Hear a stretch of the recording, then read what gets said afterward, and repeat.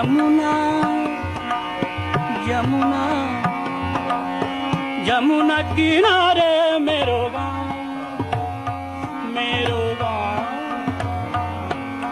सावरे गयो सावरे आई गयो सावरे आई गयो सावरे गयो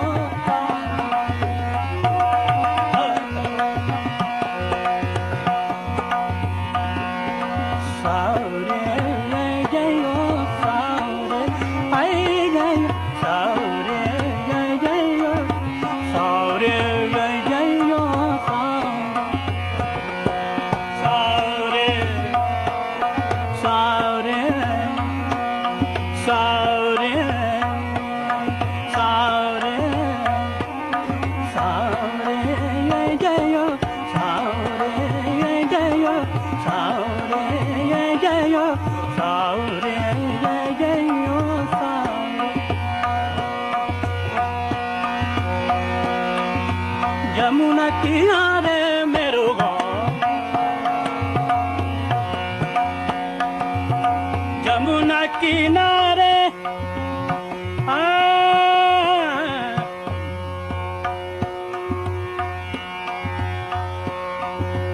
यमुना किनारे मेरो गाँव यमुना किनारे मेरो गाँव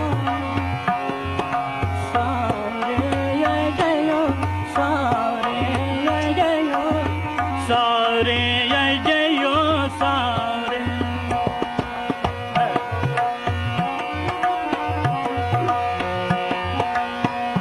यमुना किनारे मेरी यमुना किनारे मेरी मेरी ऊंची हवेली ऊंची हवेली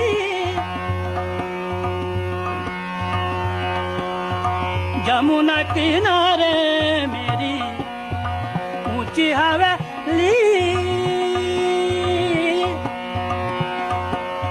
मैं ब्रज की गोपिका नवेली मैं ब्रज की गोपिका नवेली राधा रंगीली मेरो नाम बंसी बजा के जइयो सावरे जइयो सावरे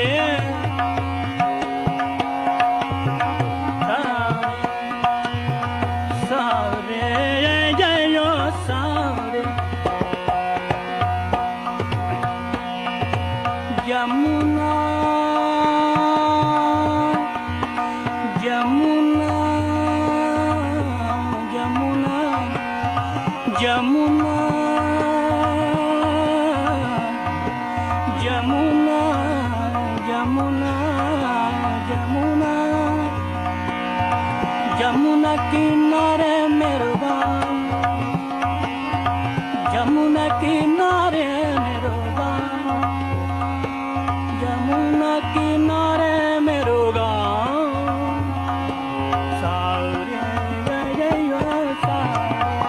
जइयो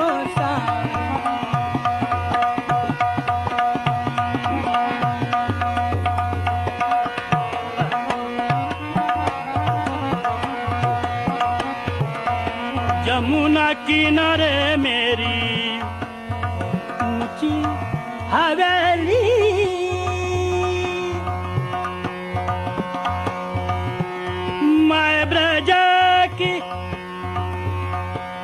मैं ब्रज की गोपिका वेली राधा रंगीली मेरा नाम बंसी बजा के जइया जइयो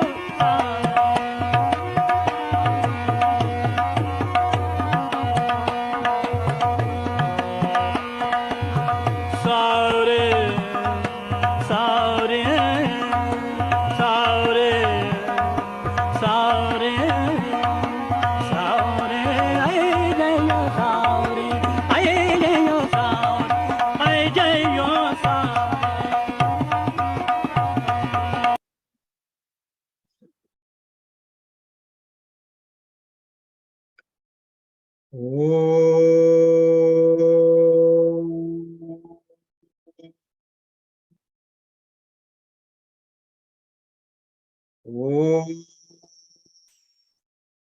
ओम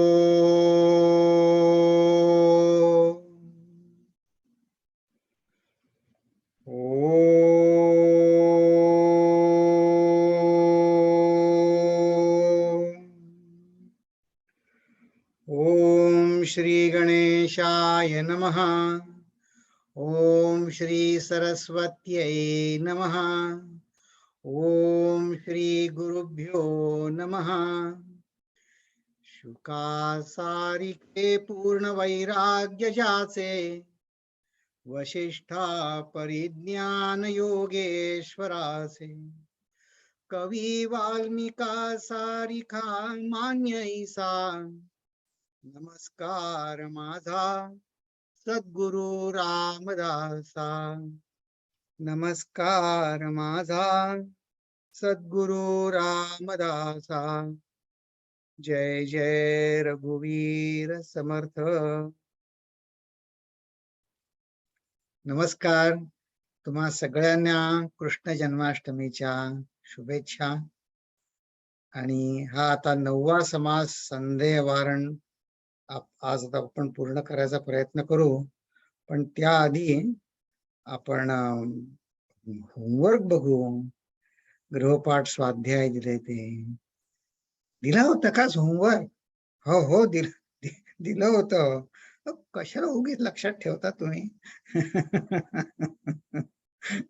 नाही, पण तुमच्याकडनंच एखादं उत्तर आलं त्याच्यातलंच मी तुम्हाला सांगतो की ते म्हणले मला काही बसून ध्यान करायला जमत नाही, लागतही नाही, पण म्हणले या होमवर्कनी आणखी एक ते म्हणले तुमचे प्रश्नोत्तरांनी मला माझे विचार त्या दिशेनं व्हायला मला मदत होते।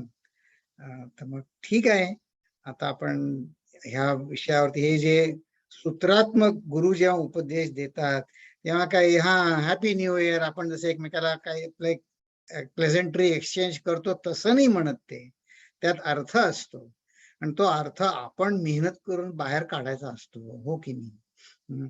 तर मग बघा, आता राजश्री ताई आज आले आहे तिथे, तर त्यांच्याकडनं आपण ऐकू। तुम्हाला जर हे आहे पण मग तुम्ही पण सांगू शकता। नमस्कार।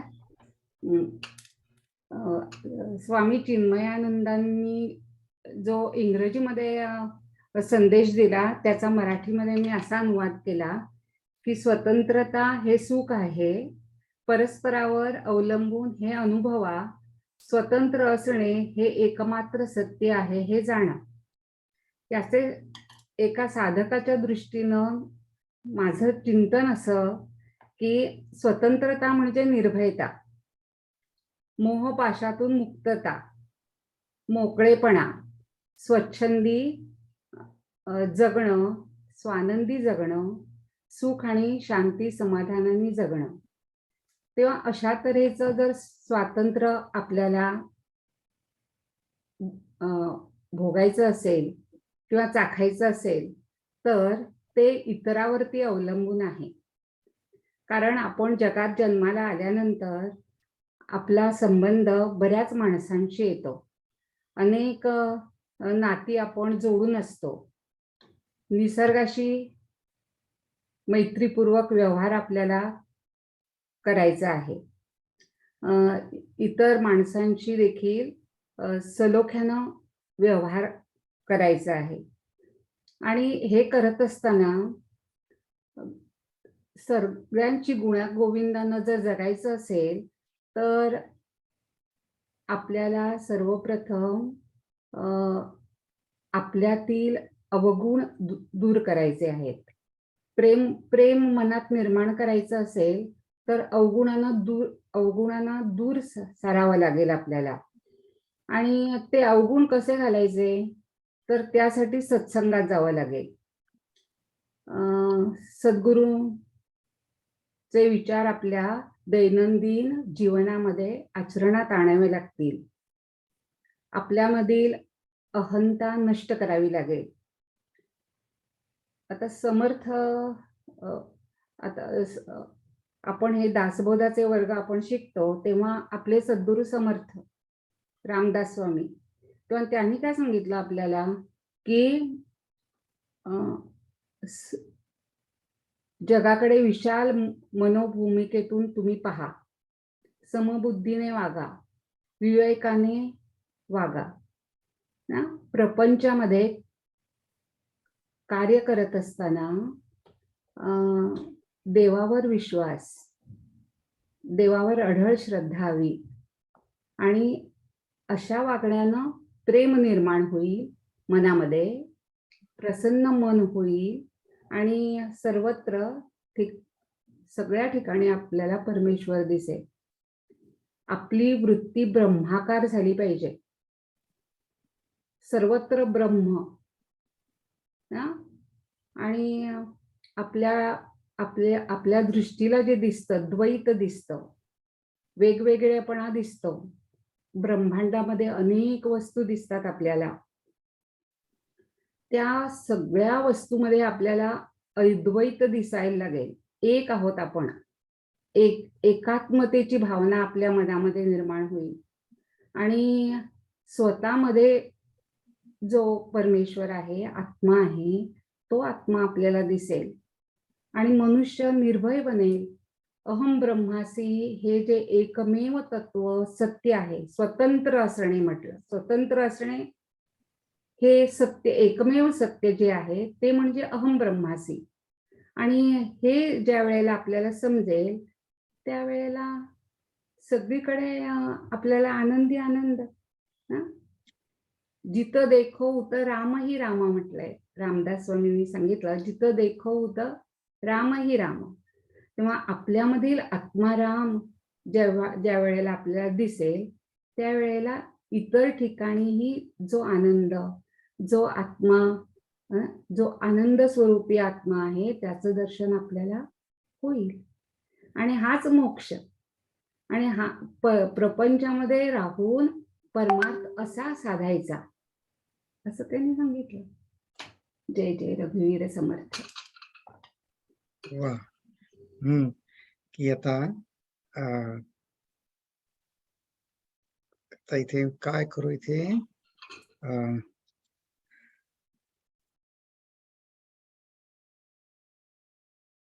हा आता याचा पुढचा जो आहे त्याच्या आधी एक दुसरी एकाने शंका विचारली, ते सांग. त्यांनी विचारलं, ते म्हणले तुम्ही होमवर्क देताना या दासबोधाच्या बाहेरचे प्रश्न का देता? तर बघा कसं चांगलं आहे, आपली खेळीमेळीची प्रश्नोत्तर आहेत. मला आवडला प्रश्न, पण मी विचार केला की असं बरोबर आहे का? पण बघा असं आहे, रामदास स्वामी आपल्याला आता नाडकर्णी ताईंनी सांगितलं की सर्वत्र ब्रह्म बघायला शिकायचं आहे आपल्याला. तर मग ते फक्त दासबोधामध्येच ब्रह्म शिकायचं, मग बाहेर पण शिकायला पाहिजे की नाही? नुसतंच दासबोधामध्ये ब्रह्म, मग दासबोध संपल्यावर काय करायचं? मग जे येईल, जशी परिस्थिती येईल त्याला आपण खेळी मिळते. त्यांनी कसं काय शब्द वापरला, गुण्या गोविंदानी माधुर्यानी करायचं पाहिजे. आता सुनीतांनी हात वर केलाय, तर सांगा सुनीता, बोला, तुम्ही अनम्यूट करा. हो हो, म्हणजे मी लिहिलं नाही, पण जस्ट मला असं म्हणजे त्या जेव्हा तुम्ही ते दाखवलं तेव्हा असं आठवलं की जे उंटाचं एक्झाम्पल दिलं होतं आपण राईट मागे, की हे जे इंडिपेंडन्स ही जे गोष्ट आहे, जसं त्या उंटाला नुसतं त्याला नुसतं हातानेच दाखवलं की तो बांधलेला नव्हता, पण त्याला सोडलं बा मी, असं तिची जेव्हा नाटक केलं त्यांनी आणि त्याला जाणवलं की अरे हा मी तर म्हणजे मग आता मी करू शकतो जे मला करायचं आहे. वा वा. असं ते म्हणजे ही एक गोष्ट आय थिंक की जेव्हा आपण स्वतःलाच बांधतो आणि आत्मा स्वतःला ते जे सुंदर रेफरन्स आठवला तुम्हाला, वा, फारच सुंदर. आता बघा, आता आणखीन एक आपण बघू आज. आता हा जो पुढचा जो आहे त्यांनी पाठवले, पण याचं क्लिअर नाही आलं, मग त्यांना कन्सल्टनीच मी पुन्हा एक वेगळं टाईप केलंय, ते आता बघूया. की बघा, त्या काय म्हणतात, स्वतःला देह समजून स्वातंत्र्य कधीच मिळणार नाही. स्वतःला देह समजून स्वातंत्र्य कधीच मिळणार. देहाला आवश्यक अशा अन्न वस्त्र निवारा, रोटी कपडा मकान मिळवण्यात आपली म्हणले एक भूमिका तयार होते आणि त्या भूमिकेतनं सभोवतालचं जग जन्माला येत. पण यातून बाहेर पडण्यासाठी त्यांनी म्हणले, पण मी म्हणतो आणखीन रोटी कपडा मकान नाही मिळवायचं बरं का, फक्त अंतर्मुख व्हायचं त्यातून बाहेर पडण्यासाठी. आणि मग देह आणि जीव त्याला व्यापणारी आपली जाणीव जीवात्मा परस्पर अवलंबित आहेत. त्यांना स्वातंत्र्य कुठलं नाही, पण परमात्मा स्वतंत्रही नाही आणि परावलंबी सुद्धा नाही. परमात्मा नुसता एकटा नुसता आहे, तेव्हा त्याचे स्वातंत्र्य ही एक निरर्थक नुसती कल्पना मात्र आहे, परमात्म्याचं स्वातंत्र्य. मग आणि हे पाचवा मुद्दा मला उमजला की मी स्वतंत्र आनंदी आहेच. वा. आता आपण आता आणखीन एक शेवटचं थोडक्यात बघू, म्हणजे आता आपला समास राहील की असं आहे की इंडिपेंडन्स इज हॅपीनेस, म्हणजे हा बघा स्वातंत्र्य किंवा आनंद हे माझं ध्येय ठरलं, हे माझं ध्येय ठरलं. आणि मग एक्सपिरियन्सिंग इट थ्रू इंटरडिपेंडन्स आहे, त्याला आपण इंटरडिपेंडन्सला नाडकर्णीताईंनी म्हटल्याप्रमाणे आपण सत्संग म्हणू. आणि हे हायेस्ट ध्येय कसं, हायेस्ट उच्च ध्येय कसं, तर realise the truth which alone is independent, हे सर्वोच्च ध्येय आहे की जे कोणावर अवलंबून नाही. बघा आपण असं समजा मी एक ध्येय ठरवलं, अगदी सर्वोच्च ध्येय म्हणजे जीवनाचं ध्येय ठरवलं, काय मला काय डॉक्टर व्हायचंय, अमुक सायंटिस्ट व्हायचंय, अमुक तमुक, पण ते सगळी ध्येय एकमेकावर अवलंबून आहेत की नाही. म्हणजे ते ध्येय मी गाठलं ते कमी महत्वाचं आहे असं म्हणत नाही आम्ही, पण ते सर्वोच्च ध्येय ठरू शकत नाही असं म्हणायचं. की मग ते सर्वोच्च नाही, जे दुसऱ्यावर अवलंबून आहे ते कसं सर्वोच्च असेल, नाही. म्हणून सर्वोच्च ध्येय हे ट्रुथ, ह्यालाच ते म्हणतात. ठीक आहे. आता मग आणखीन नंतर आपण आपला वर्ग संपल्यानंतर आणखीन कोणाला विचार सांगायचे असेल तर मग तुम्ही सांगा. चला, तर बघा या संदेहाची ह्या शिष्याचं स्वगत आहे हे आपण गेल्या वेळी बघितलं, पण त्या स्वगताची शेवटची ओळ, त्याचा तो त्यांनी निगमन केलं शिष्याने आपल्या विचारांवर, ते फार सुंदर केलं. तो म्हणला हे सगळे अनुभवास येतं की ब्रह्मे ब्रह्मांड भेदिले वगैरे, पण तरी आता हे कैसे झाले की ते विचारून पाहिजे बोलिले. म्हणजे आपल्याला जेव्हा जेव्हा शंका येईल ना, ते आपलं गुरुला विचारलेलं चांगलं. हे विचारून पाहिजे बोलिले. मग त्यावर रामदास स्वामींनी त्यांनी स्वगत सांगितलं आणि श्रोते म्हणले नाही नाही, आम्ही नीट लक्ष देऊन ऐकतोय, तुम्ही सांगा समजावून. मग ते त्यांनी जे रामदास स्वामींनी समजावून सांगितलं ते आपल्याला त्याच्यामध्ये आपण छोटस आपण त्याचा समरी असं बघितलं की ते दोन दृष्टिकोन आहे. एक परमात्म्याच्या नजरेतून जगत आणि सृष्टी, आणि एक जीवाच्या भूमिकेतून जगत किंवा सृष्टी आणि ईश्वर.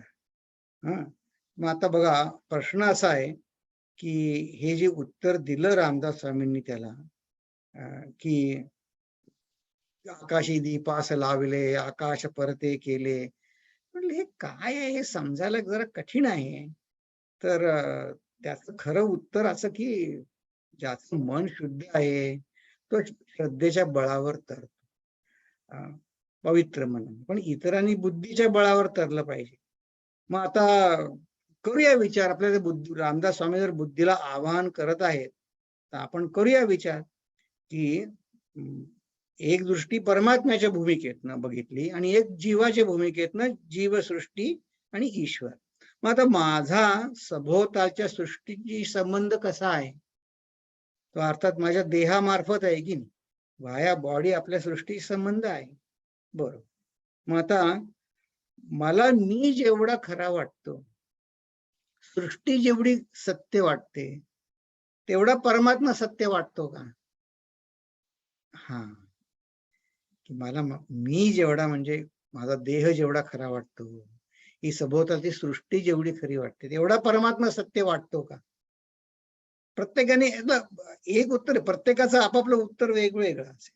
मग आता बघा कसं आहे, ब्रह्म आणि ब्रह्मांड असं आपण सोप्या शब्दामध्ये मी आणि माझे जग एवढं करू. मग आता माझे जगाशी जे संबंध आहेत, हाच तर टॉपिक आहे की नाही या समासाचा, ते कशाच्या आधारावर आहेत, कशावर आधारलेले आहे हे संबंध.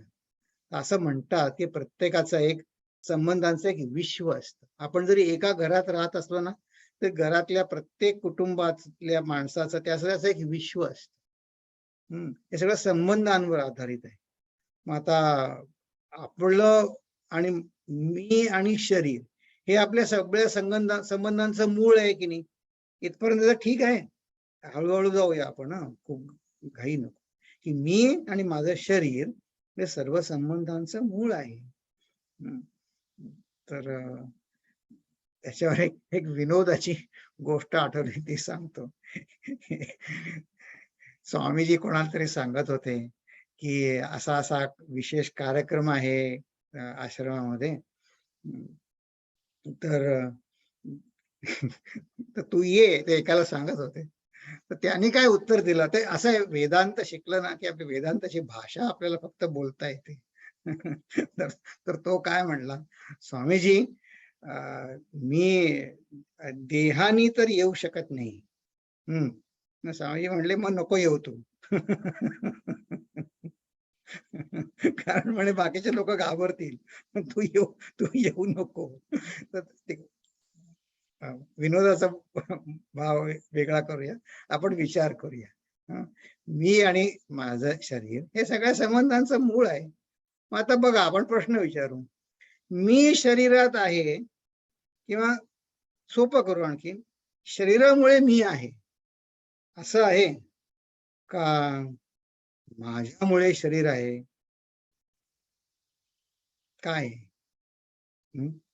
का मी आणि शरीर एकमेकांमुळे आहोत? खरं उत्तर काय? तर आता आपण एक पोल घेऊया. की पोल घेऊया. चला, दिसतंय ना तुम्हाला सगळ्यांना? चला, आता तुम्ही आपले संबंध कशावर आधारले आहेत, ब्रह्म आणि ब्रह्मांडाचा संबंध कळायला, मी आणि माझ्या जगताचे, मग माझा फक्त मी एकटाच आहे तरी मी माझ्या शरीराचा संबंध काय आहे, याच्यावर आपण विचार करूया. चला, की मी शरीरात आहे, म्हणजे शरीर आहे त्यात मी आहे, किंवा शरीरामुळे मी आहे, किंवा दुसरा ऑप्शन, माझ्यापासून किंवा माझ्यामुळे शरीर आहे. तुम्ही म्हणाल हे काय, ह्याला डोक्याला ताप. तर याचा फायदा आपण बघणार आहोत बरं का. याचा फायदा, या विचाराचा फायदा बघणार की तर आता आपण 20 सेकंदांनी थांबूया. पण आपण तुमचं उत्तर काय म्हणायचं, अनॉनिमस राहील. त्यामुळे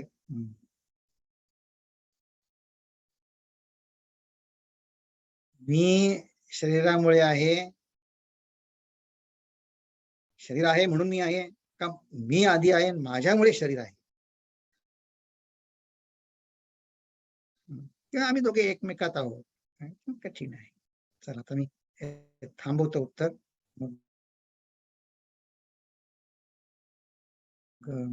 तुम्ही मतदान मात्र करा.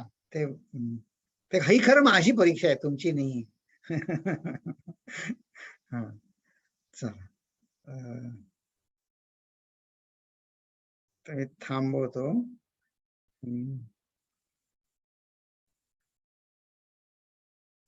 आता आपण शेअर करू रिझल्ट. मग मिहीर त्याचा फोटो घेतील. बघा, जवळजवळ निम्म्या लोकांना असं वाटतं की माझ्यापासून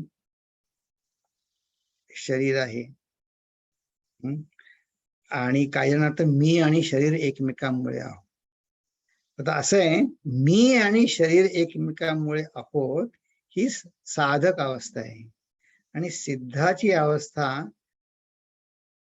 मी आहे, माझ्यापासून शरीर आहे, मी आधी आहे. आणि बघा, आपण हा विषय समजावून सांगताना रामदास स्वामी आधी म्हटले होते, त्यांनी उदाहरण दिलं होतं कीट पतंगांचं. ते म्हणले कीट पतंग आधी असतात आणि मग ते आपली घरटी बनवतात, आधी घरटं नसतं. तसं आधी शरीर मी आहे, आधी मी आहे. आणि पण ठीक आहे, तर आपण स्टॉप शेअरिंग करू आणि आपण पुढे चालू. की कसं आहे हे की याचं उत्तर असं आहे की माझ्यापासून माझ्यामुळे शरीर आहे. आता बघा, तुम्ही एक पूज्य गुरुदेवांचं एक वाक्य तुम्ही ऐकलं असेल की man is a god playing role of a fool. हा, की मी भगवंतच आहे, फक्त तो वेड्याची भूमिका करत आहे. फक्त ते मी भूमिका करत आहे असं समजलं मात्र पाहिजे. आणि ह्यालाच रामदास स्वामी या पुढच्या ओव्यांमध्ये भ्रम असं म्हणणार आहे, या पुढच्या ओव्यांमध्ये. आता बघूया आता रामदास स्वामी काय म्हणतात. ते ओव्या आपण गेल्या वेळी बघितल्यात, मी प्रत्येक ओवी वाचत नाही, पण तुम्ही बघा की भ्रम शब्द रामदास स्वामींनी ह्या 4-5 ओव्यांमध्ये किती वेळा भ्रम शब्द वापरलाय. भ्रम भ्रम पुष्कळ ठिकाणी भ्रमच शब्द वापरलाय. मग याने काय शेवटी त्याचा निर्णय काय घेतला की द्वैत दिसत आहे ते ठीक आहे, दिसू दे, आपल्याला द्वैत नष्ट फक्त मनात करायचंय बरं का. भ्रम कुठे असतो? भ्रम बाहेर नसतो, भ्रम आपल्या बुद्धीत आहे. भ्रम भ्रम बाहेर नसतो, बाहेर जसं आहे ते दिसत आहे तसं. भ्रम फक्त माझ्या बुद्धीत असतो, त्याच्यापासून मला काय मिळेल या माझ्या संकल्पनेत असतो. मग ते काय म्हणले, लटिक्याने उदंड केले तरी आमुचे काय गेले. पण ठीक आहे, तुम्ही खोट्याच्या भूमिकेत जसं पूज्य गुरुदेव म्हणले की भगवंत काय करतो, तो वेड्याची भूमिका या जगामध्ये वठवतोय आपल्याकरवी. तर हे जसं आता बघा, यातनं आपल्याला एकदा कळलं की ही भूमिका आहे, फक्त हे नाटक आहे. त्यामुळे या शास्त्र अध्ययनाचे हे 2 फायदे आपल्याला मिळणार आहे. आता बघा, लटक्या अहंकाराने वागणे, खोट्या कामापुरत्या, ते सुजाण विशाल मनोवृत्तीचं एक द्योतक आहे. आणि ते बघा, त्याचा एक फायदा असा की ही भूमिका आहे ना, ही अहो परमार्थामध्ये सुद्धा ही भूमिका घ्यायला लागते.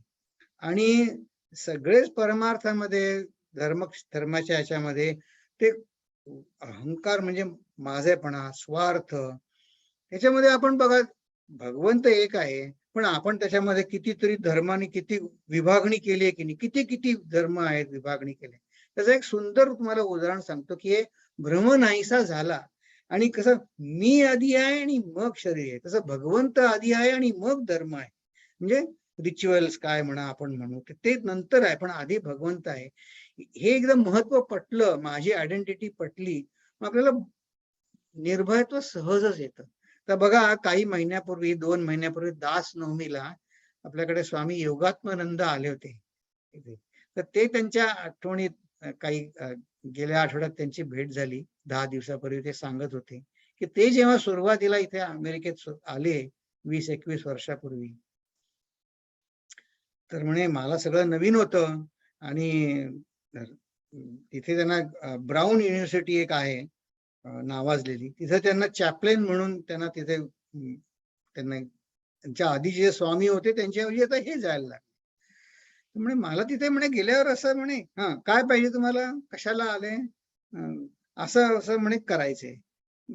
की मग त्यांचं एकदा इंटरफेथ असतात ना, इंटरफेथ सभा, त्यामध्ये एकदा सगळे बसले होते, 3, 4, 5 ख्रिश्चन धर्माचे वेगळे, त्यांच्या पंथाचे पादरी बसले होते, आणखी वेगळे होते, हे पण होते. तर त्यांनी बोलण्याच्या ह्याच्यामध्ये चर्चासत्रामध्ये त्यांनी ख्रिश्चन धर्माबद्दल काही या योगात्मानंदांनी कॉमेंट केली. तर त्यातला एक जो होता, मी निर्भयत्वाचं सांगतोय की, आणि लटक्या अहंकाराचं, की आपल्याला वागायला करायला लागतं. तर ते ह्यांना काय म्हणले, who are you to talk on Christianity, are you Christian, असं त्यांना असं जसं पॉइंट ब्लँक विचारतात तसं विचारलं, आर यू ख्रिश्चन. तर बघा, नवीन आलेले या देशामध्ये ते म्हणले, मी त्यांना उत्तर दिलं की म्हणे ख्रिस्ताचं सहिष्णुपणे वागावं, नम्रपणे वागावं, kingdom of heaven is in my heart, असं त्यांनी सर्व साधकांना सांगितलं. हा उपदेश जो मी आचरणात आणेन तर मग म्हणे मी ख्रिश्चन आहे. तसं तुम्ही म्हणू शकता, you can call me Christian. तर तो हे उत्तर ऐकून तो आणखीन जरा अग्रेसिव्ह झाला. तर म्हणला, yo you are Christian, which church you belong to. आता बघा ही सगळी लाईव्ह चर्चा चालू आहे ऑडियन्सवर. म्हणे which church you belong to. तर ते म्हणले मला कसं सुचलं नाही, म्हणजे कसं माझ्या तोंडात उत्तर आलं मला कळलं नाही. म्हणजे मी बोललो, which church did Jesus Christ belong to. Jesus Christ कुठल्या चर्चचा मेंबर होता. आता त्याचं वागणूक मतांतर इतकी वाढून त्यातनच इतके पंथ पडलेत की नाही, हा भ्रमच आहे की नाही. पण बघा मग ते म्हणले माझ्या भाग्याने प्रश्न विचारणारा आणि स्टेजवरचे आम्ही सगळे हसायला लागलो. आम्ही हे जे उत्तर दिलं की which church did Jesus Christ belong to, आम्ही सगळे हसलो. आणि आता म्हणजे ते सगळे माझे चांगले मित्र आहे. आहा, बघा हा त्यांनी लटक्या अहंकाराने त्यांनी त्यांचा मुद्दा सोडला नाही. पण कसं गोड बोलून हा एकदम निर्भयत्व कसं आलं त्यांना. तर हे आपली फर्म आयडेंटिटी आपल्याला जेव्हा समजली ना त्याचा फार फायदा असतो. त्याचा शब्दात सांगता येत नाही आणि ही कधी चॅलेंज होईल आपल्या आयुष्यात आपल्याला सांगता येत नाही.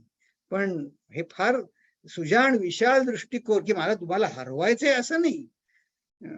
पण आता काय करू, माझा हो तू म्हणू शकतो, मी म्हणे जो हिंदू आहे तो हिंदू आता माझा आहे. पण तू जर असं सगळेच पंथ एकच सांगतात. मग त्याचं मला ते फार आवडलं. ते म्हणले which church you belong to. म्हणले which church did Jesus Christ belong to. त्या धर्माचा मी आहे. चला तर हा आपल्याला फायदा मिळवण्यासाठी हे बघा, मती करिता विशाळ, कबळो लागे अंतराळ, पाहतास भासे ब्रह्मांड गोळ, कवीठ जैसे. वृत्ती त्याहून विशाळ, करिता ब्रह्मांड बद्री फळ. बद्री फळ म्हणजे बोर छोटस. आणि कवट बघितलंय का तुम्ही, मोठं एवढं असतं. ते म्हणलं वृत्ती त्याहून करता विशाळ, करिता ब्रह्मांड बद्री फळ. ब्रह्माकार होता केवळ काहीच नाही. वृत्ती ब्रह्माकार आणखी विशाल झाली. की तुम्हाला कशाचं भय कोणाचं, कोणापासून. तर हा बघा हा आपल्या जाणीवेचा कर्मविकास आहे. आपल्या जाणीवेचा कर्मविकास आहे. म्हणजे काय आहे की मन निर्मल करण्याची आधी आवश्यकता मला पटली पाहिजे आणि मग त्याची प्रक्रिया सुरू होणार. तर आपण आधी समजून घेऊ, प्रक्रिया आपापली करायची. तर जाणीव जिथे भासते, जिथे आपली शुद्ध जाणीव आपल्याला दिसते, ती शरीरात जाणीव आहे का जाणीव शरीर आहे, हा प्रश्न आपण मगाशी बघितला.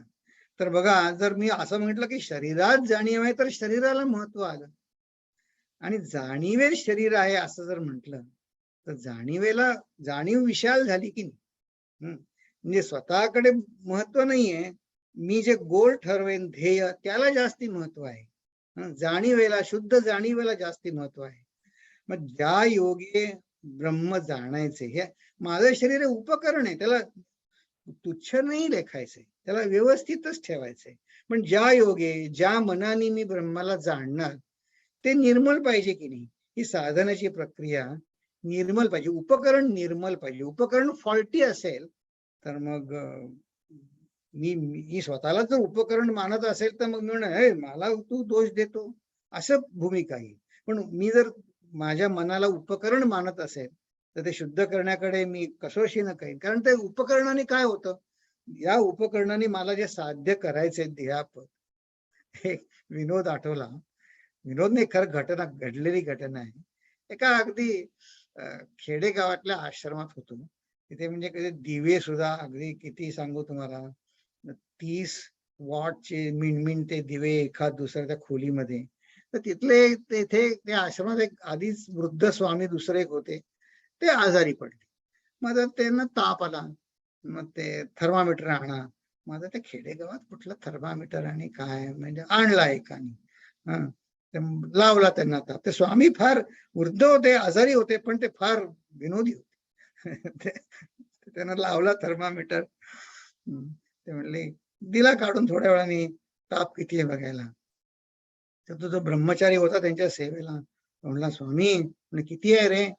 तर म्हणे थर्मामीटर मध्ये म्हणे 150 डिग्री दाखवतोय. तर म्हणे काय करू? तर ते स्वामी हसले. ते म्हणले आता काय करतो, फायर ब्रिगेडलाच बोलावं आता. 150 असेल तर डॉक्टरला बोलून उपयोग नाही. मग हसले आणि म्हणले अरे तुझा थर्मामीटर बिघडलाय. पण त्यांचं उत्तर मला अगदी, ते म्हणले आता काय करू? ते म्हणले काय करतोस, फायर ब्रिगेडला बोलव होता काय. तर मला उपकरणाचं सांगायचं की जसं उपकरण जर नीट नसेल तर आपल्या त्यातनं जे ज्ञान होईल ते बरोबर होणार नाही की नाही. त्या उद्देशाने आपल्याला हे बघायचं आहे की ही वृत्ती विशाळ करण्यापाठीमागे हा जो जाणीवेचा क्रमविकास आहे, मन निर्मल करण्याची प्रक्रिया आहे, त्याच्यामध्ये ह्या ज्ञानानं आपलं जीवन अगदी सुलभ बनतं. तर मगाशी तुम्हाला मी एक संतांचा, योगात्मानंदांचा अनुभव सांगितला आणि हे अगदी व्यवहारामध्ये सुद्धा आहे बरं का. एक काय म्हणायचं, कौटुंब म्हणजे गृहस्थ असलेले संत होते आणि त्यांच्या पत्नी होत्या. तर त्या पत्नींनी त्यांच्या आठवणी लिहिल्या. तर म्हणले आमचे हे संत झाले, सत्पुरुष झाले, पण ते म्हणे फार भोळे होते आणि त्यांना वाटायचं की यांना काही व्यवहार कळत नाही. ते ठीकच आहे, जे काय असेल ते, त्यात आपल्याला पडायचं नाही. तर म्हणे त्यांच्याकडे कोणी यायचा बैरागी आणि म्हणे एक जण आला आणि त्यांच्याशी सारख्या म्हणे ब्रह्म आणि मायेच्या गोष्टी ते बोलायचे. तर म्हणे हा जाईस ना, 1 दिवस झाले, 2 दिवस झाले. तर म्हणे यांनी ठेवून घेतला त्याला. तर मला म्हणे नदीवरनं पाणी आणायला लागायचं. खेडेगावाची गोष्ट आहे ही. नदीवरनं पाणी आणायला लागायचं. म्हणजे फाटी ज्या मिळायच्या ती आणून द्यायचे, त्याच्या छोटे छोटे तुकडे मला करायला लागायचे. आम्हीच त्या गावात नवीन होतो आणि आणि म्हणे सगळं तिथे दळण मला दळायला लागायचं. तर माझे म्हणे हाताला इतक्या जणांचा स्वयंपाक करताना हा म्हणे सारखं माया माया करायचं. शेवटी मी त्या गोसाव्याला सांगितलं, हे बघा म्हणे गोसावी बुवा, माझ्या हाताला फाटी फोडताना, दळण दळताना हाताला जे माझ्या फोड येतात ते काही मायेचे नसतात, ते खरे असतात. तर म्हणले माझ्यासाठी तुम्ही उद्यापासून 2 कावडी पाणी आणलं पाहिजे आणि ह्या फाटी तुम्ही फोडून दिला पाहिजे मला. म्हणे पहिले 2 दिवस त्या गोसाव्याने प्रयत्न केला, मग तिसऱ्या दिवशी तो चंबक कबाळ वापरून तो गेला. त्यांना कसं निर्भयता आली बघा. हे दोन्ही बघा, आपलं अध्यात्माचं जे ज्ञान आहे त्याने आपण मागे बघितलं होतं की प्रपंच आणि परमार्थ दोन्हीकडे उजेड पडेल. तर बघा असं नाही की तुम्ही मला कसंही डोअरमॅट सारखं वागा, असं नाहीये. त्यांची पण त्यांच्या पतीवर प्रेम होतं, त्यांच्या पतीच्या उपासनेमध्ये त्यांची साथ होती, पण त्या गैरफायदा कोणाकडून घ्यायचा नाही. हे कसं माहितीये का, याचं ऍबस्ट्रॅक्ट उदाहरण आहे. तुमच्या कशी, आता मी घरी प्रयोग करून पहा. एक तुमच्या घरी ग्लासामध्ये पेन्सिल तुम्ही बुडवा, पाणी आणि त्या ग्लासात पेन्सिल बुडवा. शाळेमध्ये प्रयोग असतात बघा. मग ती पेन्सिल वाकडी दिसते की नाही? मग ती वाकडी होते का? नाही. मग तो विचारवंत आहे, तो आता असं म्हणणार नाही अरे माझी पेन्सिल वाकडी झाली, आता ते कशी सरळ करू. नाही, तर ती दिसते आहे वाकडी, ती दिसू द्या वाकडी, त्यात काही बदल झालेला नाही, त्याला कळेल की नाही ज्याला असेल त्याला. पण जर एखादा लहान मुलगा असेल, त्यानं बघा एखादी गोष्ट आवडली, हो माझी पेन्सिल वाकडी झाली. आता हे मी एक काय म्हणायचं एक्झॅजरेटेड सांगतोय, पण एक यांनी ज्ञानाने काय फरक पडतो त्याने कळतं, हा हे असं आहे, हा मनुष्य असा वागला. या पूज्य गुरुदेव एक नेहमी उदाहरण द्यायचे की एक तुमच्याकडे 2-3 वर्षाचा बालक आहे आणि तुम्ही एक काही मुखवटा हे करून त्याला भीती दाखवलीत किंवा खेळलात. पहिल्यांदा तो घाबरतो बाळ, पण नंतर त्याला कळलं की मुखवट्या पाठीमागे वडीलच आहेत. मग तो ज्या गोष्टीला मी आधी भ्यायलो त्या गोष्टीपासून माझं मनोरंजन होतं की नाही. म्हणून हे निर्भयत्वाचं महत्व आहे की ह्या ज्ञानाने आपलं जीवन सुलभ व्हायला प्रॅक्टिकल बनतं आपलं जीवन. आता बघा की हे जी प्रक्रिया आहे, आपण बघितलं की मती विशाळ करायला हे बुद्धीच्या बळावर हे जे ज्ञान आहे त्याचं गेल्या वेळी मी विनोदाचं उदाहरण तुम्हाला सांगितलं होतं बोकडाचं, पण यावेळी हे जे उदाहरण आहे ते सगळ्या गवळणींमध्ये आज आता गोपाळकाला परवा दिवशी झाला ना, त्या पारंपरिक गीतांमध्ये सुद्धा हे अद्वैत तत्वज्ञान पूर्ण भरलेलं आहे. ते आता बघा, आता आज आपण एक गवळण बघणार आहोत. आता त्यामध्ये ती गवळण म्हणते, आता मी तुम्हाला कसं सांगू, म्हणजे शब्दा पलीकडचं ज्ञान आहे हे, की माझ्या चित्तवृत्ती या कान्यानी कृष्णाने वेधल्या आहेत आणि ज्याला वेदशास्त्रांनी उपनिषदांना जे जमलं नाही ते मला त्याला सुद्धा ज्याचा ठाव लागत नाही अशा श्रीकृष्णांनी माझ्या चित्तवृत्ती मी तन्मय झालेली आहे सगळी. आता ही जी मला जी मिळाली आहे ही गवळण, ती गवळण ज्या गायिका आहेत ना, त्या गायिका त्यांच्या साथीवर माझ्या समजुतीप्रमाणे त्यांच्या तबल्याच्या साथीला त्यांचे पती आहे आणि बाजूला साथ द्यायला मंजिरीवर त्यांचे सासरे भाऊ आहेत आणि सासूबाई तंबोऱ्यावर साथीला आहे.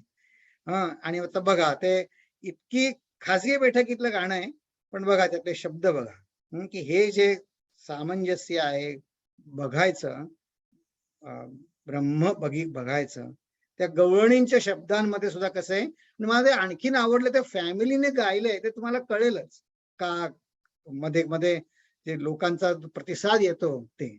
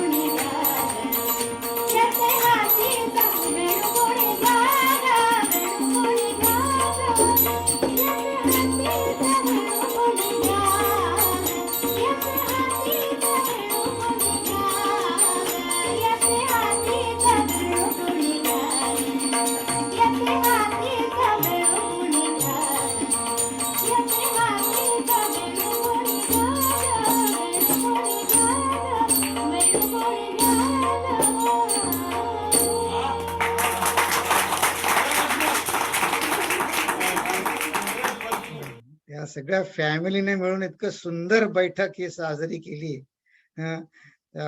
सासूबाई होत्या पाठीमागे, सासरे, तबलजी, नवरा, पती त्यांचे. आता इथे जे म्हणले की दिस इज बियॉन्ड वर्ड, शब्दात सांगता येत नाही. किंवा चित्तवृत्ती एकाग्र व्हायचं, त्याच्यात माझं मन हरवून जायचं, किंवा त्या बाला हृदयामध्ये भगवंताचं दर्शन घ्यायचं. ही जी क्रिया भक्तीनं साधली, ज्यांनी श्रद्धेनं साधली, तीच प्रक्रिया आता समर्थ रामदास स्वामी आपल्याला बुद्धीला आवाहन करून सांगत आहे. आपण विवेके विशाळला, मर्यादे वेगळा झाला. कुठली मर्यादा? देहबुद्धीची. मर्यादे वेगळा झाला, मग ब्रह्मगोळ देखिला वटबीज न्याय. होता त्याहून विस्तीर्ण वटबीज कोटी प्रमाण. आपण होता परिपूर्ण काहीच नाही. आपण भ्रमे लहानाळला, केवळ देहधारी झाला. तरी मग ब्रह्मांड त्याला कवळेल कैसे. ही मर्यादा सांगतात.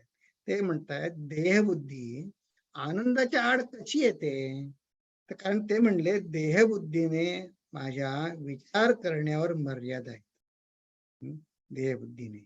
आणि मग आत्म एकत्व पटण्यासाठी आता या पुढील 3 ओव्यांमध्ये त्याच्यावर उपाय पण सांगतायत आणि त्याच्या मर्यादा पण स्पष्ट करतायत, की देहबुद्धीने विचार करून हे नाही समजलं, म्हणजे मला अनुभव आला तरच मी खरं मानेन, हे जे आपण सारांश म्हणतो तो बरोबर नाही. काय विचार कसा करावा? वृत्ती ऐसी वाढवावी, पसरून नाहीच करावी. पूर्ण ब्रह्मास पुरववी चहूकडे. आता बघा की पसरावी, की ती पूर्ण ब्रह्माला आपली वृत्ती सगळीकडे कुठे पसरते त्याची मर्यादा सांगतात. बघा, आपल्या सगळ्या वृत्ती माझ्या या पैसा, मान, लौकिक, तर इथे आणि सुवर्ण हे एक प्रतिकात्मक धरलेलं आहे. रामकृष्ण परमहंस कामिनी कांचन असं ते वारंवार संपत्ती म्हणजे जसं आपल्यापाशी काही सुवर्ण आहे, मला असं वाटतं ते खूप आहे, पण त्यांनी ब्रह्मांड मढवता येईल का? नाही. ते कैसे होईल ते तत्वता बरे पहा. की मी खूप श्रीमंत असं मला जरी वाटलं तरी याचा अर्थ काय? भगवंता व्यतिरिक्त माझं जे वैभव आहे त्यांनी मला वृत्ती विशाल करता येणार नाही. तर बघा, हे जवळ एक सुवर्ण आणता ते ब्रह्मांड मळवता येणार नाही. त्याचं एक उदाहरण तुम्हाला या जगातलं उदाहरण बघ. तर बघा, हा स्विमिंग पटू तुम्हाला माहिती आहे का?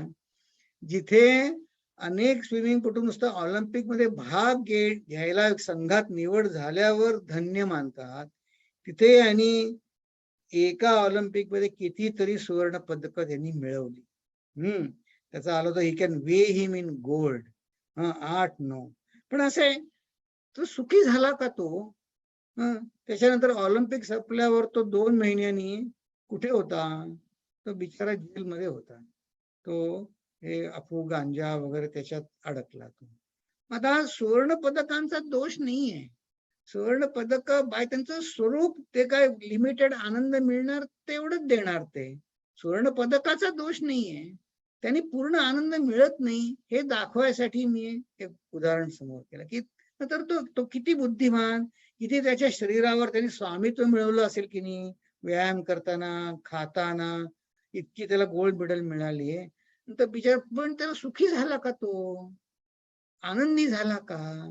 नाही झाला. त्याच्या प्रयत्नांना मला कमी नाही लेखायचंय. मला याच्या व्यवहारातल्या कौशल्याची मर्यादा समर्थ रामदास आपल्याला सांगताय, की हे जे म्हणतायत की त्यांनी ब्रह्मांड मढवता येत नाही. ब्रह्मांडाची अशी आपण एक परिभाषा आपल्या सोप्या शब्दात केली होती, की परिपूर्ण आनंद, कृतार्थ वाटणं अशी केली होती.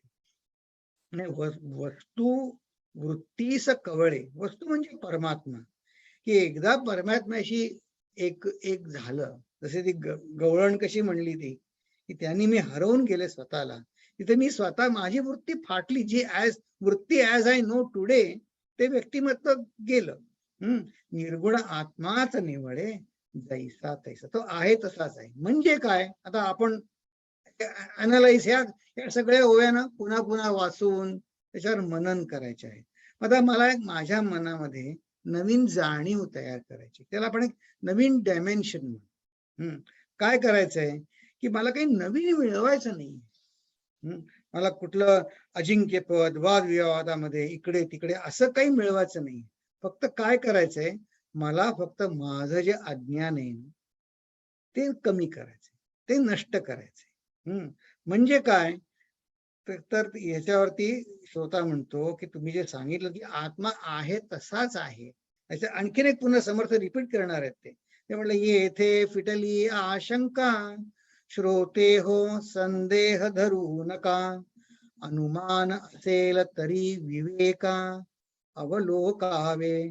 तुम्हाला जरी खात्री पटली नाही तरी तुम्ही विवेकाने पुन्हा एकदा तपासून पहा की विवेके तुटे अनुमान, विवेके होय समाधान. बघा त्यांनी विचार करणार, प्रत्येकाचा विचार करणार किती भर दिलाय. विवेक आत्मनिवेदन मोक्ष लाभ. विवेकाने विचार करून मोक्ष लाभणार आहे. पण तो कसा की बघा म्हणले केली मोक्षाची उपेक्षा, विवेके सारिले पूर्व पक्षा. विवेकाने पूर्व पक्षाला म्हणजे काय, माझ्या देहबुद्धीला दूर सारलं. की मला काही मिळवायचंय. मोक्षाची उपेक्षा म्हणजे काय, मोक्ष काय मिळेल तेव्हा बघू, सध्या पण मला विवेकाने पूर्व पक्षाला दूर सारायचंय. तर म्हणले सिद्धांत आत्मा प्रत्यक्षा प्रमाण न लगे. म्हणजे हे विवेकाने माझी आधीची देहबुद्धीची जी खात्री होती आधी की पैशात सुख आहे, अमक्यात सुख आहे, ते मी बाजूला सारलं. आणि आत्मा प्रत्यक्ष आहे, त्याला काही वेगळं आणायचं नाही, आपल्याला आत्मा तयार नाही करायचा आहे. आपल्याला फक्त मला नवीन जाणीव, म्हणजे मला काही नवीन मिळवायचं नाहीये, माझं फक्त आहे ते अज्ञान घालवायचंय. ज्ञान तयार नाही करायचं काही आणखीन नवीन, ते आहेच तयार. आत्मा प्रत्यक्ष, त्याला आणखीन वेगळी प्रमाण, त्याला आणखीन इंडिपेंडंट काही आणखीन करायचं नाहीये त्याला. बघा की हे आता आणखी आपण सोप्या शब्दात बघू की हे समर्थ सांगतात, हे प्रसिद्धीची उत्तरे कळती सारा सार विचारे, मन ध्यासे साक्षात्कारे पावन होईजे. हा म्हणले तुला जरी संशय असला तरी हे मी माझ्या अनुभवाचे बोल सांगतोय, ते तुला सारासार विचार केल्याने कळतील आणि तुला मनन केलं की साक्षात्काराने तू धन्य होशील.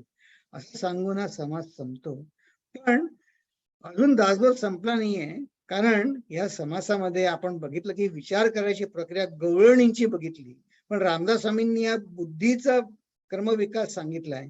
तर आपण गेल्या वेळे हा करपात्री महाराजांचा त्यांनी कोट केलेला की द्वैत मोह जो आहे, द्वैताचा मोह तो बोधाच्या अलीकडले आहे. पण मनीषा म्हणजे विचार करून मनन करून काय उत्पन्न होतो, बोध उत्पन्न होतो. ते इथे समर्थ म्हणतात की त्याला सारासार विचाराने कळेल.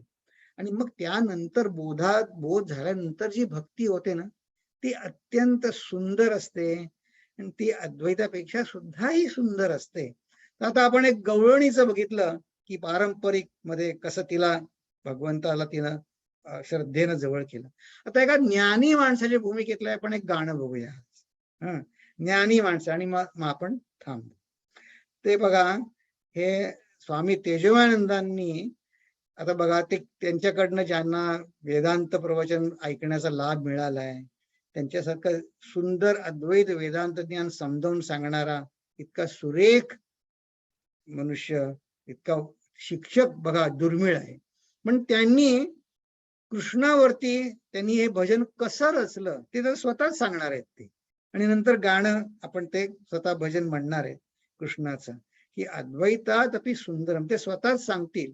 ते सुंदर आहे भजन, त्याचा अर्थ ते समजावून सांगणार इंग्लिश मधनं. पण हे बघा, हे पदार्पणाला म्हणजे पहिल्यांदा त्यांनी इंट्रोड्यूस केलं सभागृहामध्ये आणि ते लोकांना इतकं आवडलं. ते आता त्यांनी ना वन्स मोर दिला, म्हणजे असं ते म्हणले अय वन्स मोर काय, हे काय म्हणे म्युझिकल परफॉर्मन्स नाहीये हा, माझे विचार. तरी पण त्यांनी त्यांच्या इतकं की श्रोत्यांनी फेर धरला सभागृहामध्ये, त्यांचं भजन संपल्यावरती. मग त्यांनी त्या श्रोते इतक्या आनंदाने नाचू लागले, तेव्हा त्यांनी मग पुन्हा मग 2 कडवी गायली. ते सगळं याच्यात टिपलेलं आहे याच्यामध्ये, ते आपण ऐकू. Now comes the turn of our Bhagavan Sri Krishna. Now, at different occasions and times, how these songs came to my mind, I myself do not know. So even though it is said, written by me, but these are inspired by the Lord. And in this song which I am going to sing next, one day a gopi just like that looked through her window of the house, and suddenly what she saw, that little Krishna coming there. Nandana angan more ayori sakhi. Then she just stood stunned, because he came very softly. And when she went to catch him, he just ran away.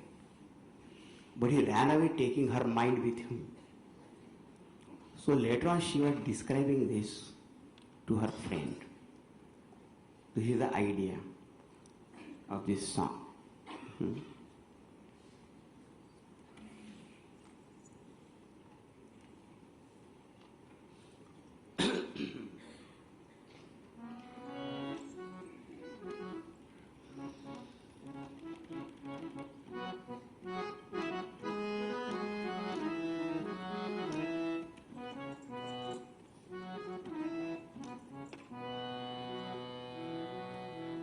नंद नंदन आंगन मोरे आयो रे सखी, नंद नंदन आंगन मोरे आयो रे सखी, नंद नंदन आंगन मोरे आयो रे सखी। मैं तो ठगी C खड़ी खड़ी देखती रही, मैं तो ठगी सी खड़ी खड़ी देखती रही। नंद नंदन आंगन मोरे आयो रे सखी, नंद नंदन आंगन मोरे आयो रे सखी। मैं तो ठगी सी खड़ी खड़ी देखती रही, मैं तो ठगी सी खड़ी खड़ी देखती रही। नंद नंदन आंगन मोरे आयो रे सखी, नंद नंदन आंगन मोरे आयो रे सखी।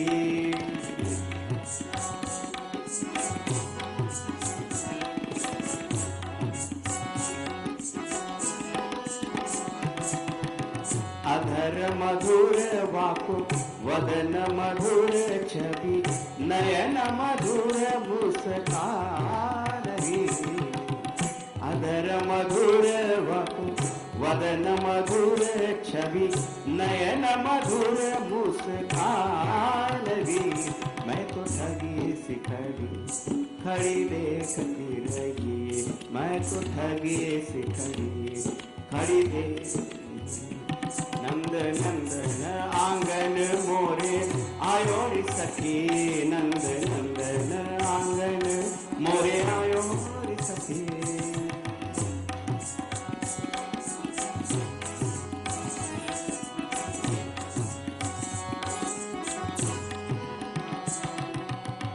पग पैंजनिया छुम छुम बाजत, धीरे से आयो इत उत चितवत।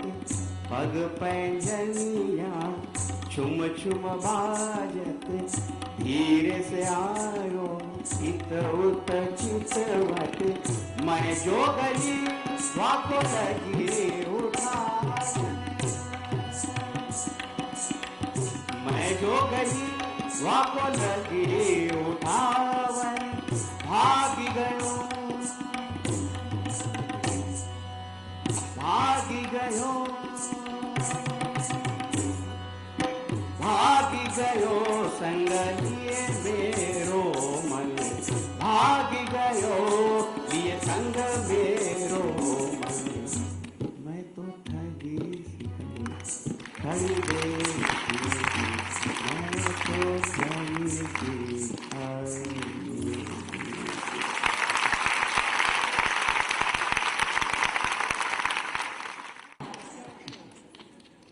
एक बार क्विक इसमें, हाँ।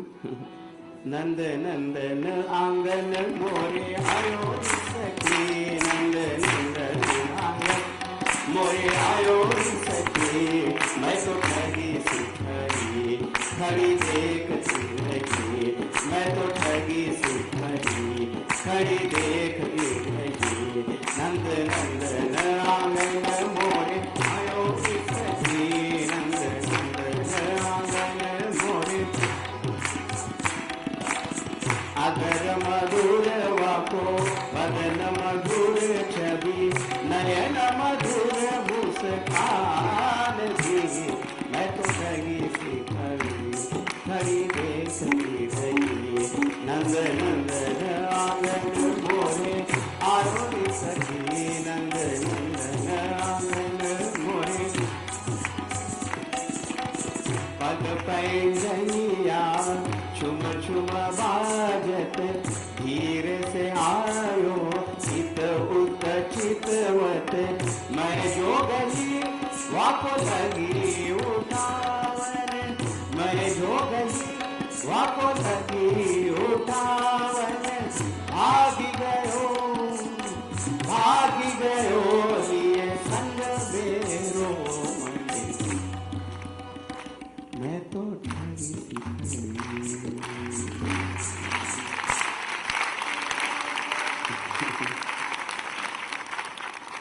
कृष्ण कन्हैया लाल की जय। ठीक आहे, तर ह्याचा नंतर आता हा पुढचा समास आहे, त्याच्यामध्ये एक अत्यंत महत्वाची शंका त्यांनी विचारली आहे की जगामध्ये आपण बघतो तरी बघा, ब्रह्मांडाचा संबंध जरी कळला तरी श्रोता म्हणतो, पण म्हणजे जगामध्ये ज्यांच्याकडे बघून त्यांना साधनेविषयी देवाविषयी काही प्रेम आहे असं वाटत नाही, ते त्या जगामध्ये उच्च पदवीवर कसे पोहोचतात ते मला जरा तुम्ही सांगा. मला काहीतरी त्यात थोडं दिसतंय काहीतरी वेगळं, पण हा महत्वाचा शंका मनातनं काढण्यासाठी ते सांगून त्याच्यामध्ये समर्थांनी जणू आपल्या ज्ञानाच्या शिकवणुकीचा जणू समारोप केला. तर पण पुढच्या सोमवारी एक अनाउन्समेंट करायची आहे की पुढच्या सोमवारी आपण रात्री 8ला भेटू, 7ला नाही, पुढच्या सोमवारी. कारण आपल्याला एक खास दासबोधाचे जाणकार, मी त्यांचा शब्द वापरतो, अधिकार ज्यांना आहे असं मानलं जातं, असे एक महत्वाचे स्वामी आपल्याला भारतातनं लाईव्ह जॉईन करणार. तर मला त्यांना सांगायची हिम्मत नाही झाली की तुम्ही पहाटे 4:30ला उठून तुम्ही करा. तर ते भारतात पहाटे 5:30ला उठणार आहे, ते आपल्या मंगळवारी, पण आपल्याला सोमवारी संध्याकाळी 8 वाजता ते आपल्याला प्रवचन ऐकायला मिळेल. त्यांचा दासबोधावर अधिकार आहे आणि दासबोधातनं साधकांनी साधना आणखी कशी जोमानी करावी असे त्यांना आहे. तर तुमचे जे प्रश्न आहेत ना, तुम्ही मात्र जरूर प्रश्न द्या, कारण अशी अधिकारी व्यक्ती वारंवार आपल्याला नेहमी मिळणार लाईव्ह संवाद करण्यासाठी. तर तुम्ही पाठवा प्रश्न आणि त्याच्याशी जरूर संवाद साधा. फक्त वेळ तुम्ही एक आठवड्यासाठी ऍडजस्ट करा, रात्री 8 वाजता आहे. तर आपण पुढच्या सोमवारी रात्री 8 वाजता भेटू. आता मी प्रार्थना म्हणतो, मग आपण नंतर पुन्हा चर्चा करू. ओम पूर्णमद पूर्णमिदं पूर्णात् पूर्णमुदच्यते पूर्णस्य पूर्णमादाय पूर्णमेवावशिष्यते. ओम शांति शांति शांतिः. हरिः ओम. श्री गुरुभ्यो नमः. हरिः ओम. ठीक है.